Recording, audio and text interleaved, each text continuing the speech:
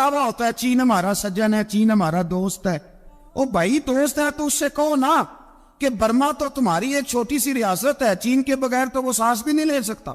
اس کو کہو نا اس حکومت پہ دباؤ ڈالے. لیکن ہم لوگوں نے غیروں کو ہوتے دیے تو اپنے پس گئے. حضرت عمر کہتے تھے ذمی کا ہم ادب کریں گے, ذمی کافر کا ہم, ایسا کافر جو مسلمان ریاست کو قبول کرے, بدامنی نہ پھیلائے. ایک آدمی کو آپ نے دیکھا آنکھوں سے نابینا ہے اور بھیک مانگ رہا ہے, تو حضرت عمر کو نظر آ گیا. فرمایا کون ہو؟ اس نے کہا میں یہودی ہوں. فرمایا بھیک کیوں مانگتی ہو؟ کہا جب تک تندرست تھا مسلمانوں کو جزیہ دیتا تھا, بوڑھا ہو گیا ہوں کیا کروں. حضرت عمر نے گھوڑے کی پشت پہ بٹھایا, کافر کو گھوڑے کی پشت پہ بٹھایا اور بٹھا کے مدینے لائے. حضرت علی شیر خدا وزیر خزانہ تھے. فرمایا علی اس کا وظیفہ جاری کرو. کہا یہ کون ہے؟ فرمایا یہ یہودی ہے لیکن یہ ہمیں جزیہ دیتا رہا, بوڑھا ہو گیا بیچارہ, بھیک مانگنے پہ مجبور ہے, ہماری حکومت کے اندر رہتا ہے, اس کا پورا وظیفہ جتنا خرچہ اتنا وظیفہ لگاؤ. حضرت علی کہتے ہیں میں وظیفہ لگا رہا تھا اور وہ میرے نبی کا کلمہ پڑھ رہا تھا, وہ رسول اللہ کا کلمہ پڑھ رہا تھا. یہ مزاج, یہ نہیں کہ کافر. حضرت عمر نے گورنروں کو خط لکھے تھے کہ زبردستی کسی کو مسلمان نہیں کرنا, جہاں ان کی عبادت گاہیں بنی ہو گرانی نہیں, کوئی مندر کوئی گرجا ضائع نہیں کرنا.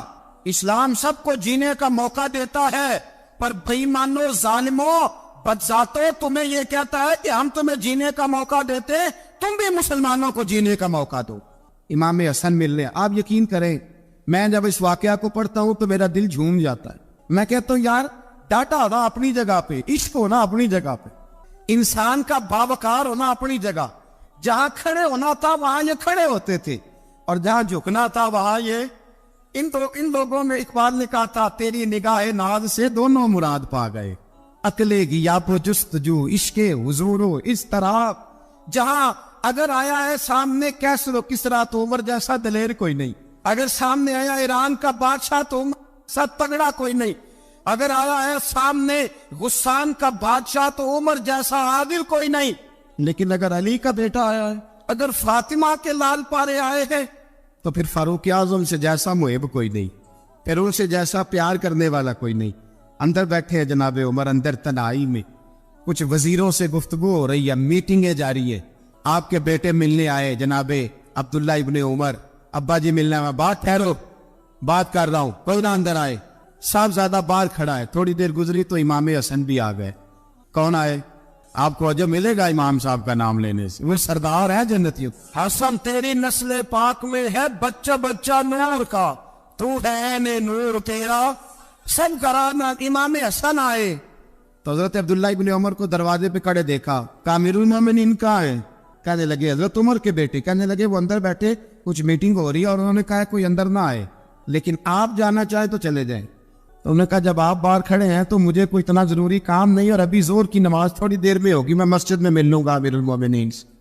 یہ بات کہہ کے امام حسن چلے گئے. یار اتنی بڑی بات نہیں تھی, اور میرے استادوں کا بیٹا بھی آئے تو کہا ٹھیک ہے جی وہ سوئے ہوئے, تو کوئی غرض نہیں یار میں ٹھہر کے آ جاؤں گا, کوئی بڑی بات نہیں تھی.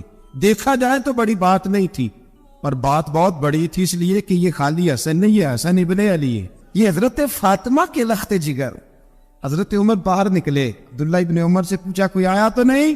تو کہا حضور امام حسن آئے تھے. تو کہا پھر شہزادے کو اندر کیوں نہیں بھیجا؟ کہا میں نے کہا تھا. وہ کہنے لگے اگر امیر المومنین مصروف ہیں تو میں ظہر میں مل لوں گا.